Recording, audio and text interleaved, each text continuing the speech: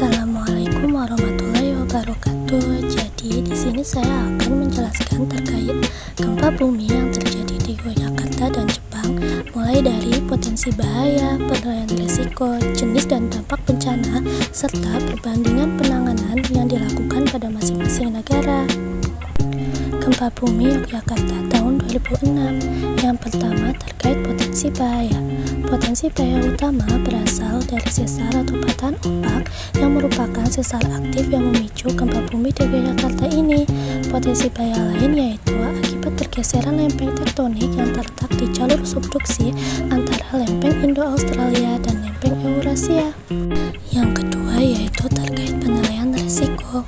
Risiko terbesar terdapat di wilayah dataran rendah Bantul, di mana tanah lunak yang menyebabkan bangunan mudah roboh.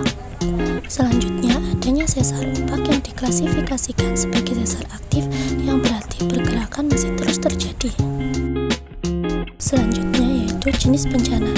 Gempa bumi yang terjadi di Yogyakarta pada tahun 2006 ini adalah gempa tektonik dengan kekuatan 5,9 skala Richter yang dipicu oleh pergeseran sesar ombak. Dan yang keempat terkait dampak bencana. Gempa bumi di Yogyakarta ini menewaskan hampir 6.000 korban jiwa, terutama di wilayah Bantul dan Klaten. Dampak gempa ini juga mengakibatkan banyak kerusakan fasilitas, terutama banyaknya rumah-rumah di desa yang hancur. Selanjutnya, gempa bumi di Jepang pada video yang kedua. Yang pertama, potensi bahaya. Potensi bahaya utamanya yaitu gempa besar yang dapat menyebabkan kerusakan infrastruktur dan korban jiwa. Adapun potensi bahaya lain yaitu tsunami yang terjadi akibat gempa yang kuat dari dasar laut. Kemudian yang kedua terkait penilaian risiko. Risiko tinggi terjadi di wilayah pesisir Jepang karena bangunan dan infrastruktur yang tidak memadai sehingga dapat meningkatkan risiko kerusakan dan korban jiwa. Yang ketiga yaitu jenis bencana. Gempa bumi di Jepang ini adalah termasuk gempa bumi tektonik yang terjadi akibat pergerakan lempeng tektonik, terutama yang terjadi di zona subsidi. Selanjutnya dampak bencana. Gempa bumi di Jepang pada video kedua ini mengakibatkan kerusakan infrastruktur seperti bangunan, jalan, dan fasilitas publik. Gempa ini juga memakan korban jiwa akibat adanya tsunami. Gempa bumi di Jepang pada video yang ketiga. Yang pertama, potensi bahaya. Potensi bahaya yang utama yaitu karena wilayah yang terletak di jalur patahan besar di Pasifik menjadikannya rawan gempa bumi. Kemudian penilaian risiko. Yang pertama, risiko tinggi terjadinya tanah longsor di daerah pegunungan setelah curah hujan yang ekstrim. Dan yang kedua, risiko tinggi terjadi banjir di daerah rendah dan di sepanjang sungai. Yang ketiga yaitu jenis bencana. Gempa bumi Jepang pada video ketiga ini terjadi akibat pergeseran lempeng tektonik. Dan yang keempat yaitu dampak bencana. Gempa bumi di Jepang ini mengakibatkan kerusakan bangunan, cedera, kematian, dan gangguan infrastruktur.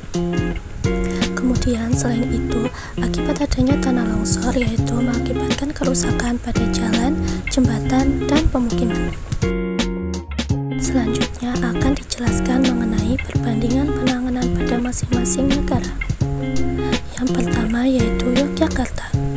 Adanya evakuasi dan relokasi, yaitu warga di beberapa desa yang terdampak parah dipindahkan ke rumah tahan gempa yang didesain untuk lebih aman dalam menghadapi gempa. Kemudian adanya mitigasi bencana, yaitu dengan mengadakan pelatihan serta penyuluhan terkait kesiapsiagaan bencana. Dan yang terakhir yaitu pemulihan psikososial melalui dukungan masyarakat dan gotong royong dalam pembangunan kembali setelah bencana. Kemudian pada negara Jepang. Adapun pada negara Jepang, penanganan yang dilakukan yaitu dengan membangun bangunan tahan gempa. Kemudian adanya sistem peringatan dini yang memungkinkan masyarakat untuk mengetahui gempa dan tsunami sebelum terjadi sehingga dapat mengurangi dampak bencana. Adapun untuk penanganan pasca bencana, Jepang memiliki tim tanggap darurat yang cepat dan terlatih untuk memberikan bantuan pasca gempa serta pemulihan infrastruktur dan penanganan media bagi korban. Sekian penjelasan dari saya. Mohon maaf apabila ada kesalahan dalam pengucapan dan penjelasan yang saya sampaikan. Wassalamualaikum warahmatullahi wabarakatuh.